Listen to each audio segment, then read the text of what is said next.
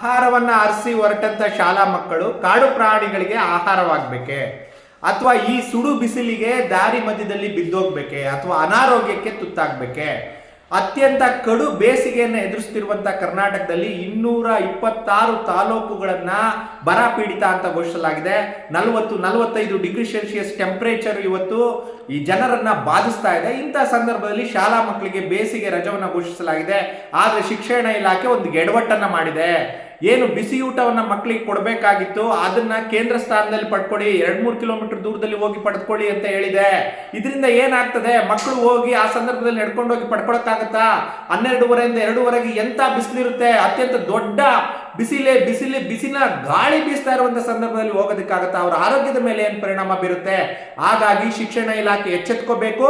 ಕಡಾಖಂಡಿತವಾಗಿ ಕೇಂದ್ರ ಸ್ಥಾನದಲ್ಲಿ ಮಾಡಿ ಅವ್ರ ಮಕ್ಕಳು ಓದ್ತಾ ಇರುವಂತ ಶಾಲೆಗೆ ತಂದುಕೊಡುವಂತ ಕೆಲಸವನ್ನ ಮಾಡಬೇಕು.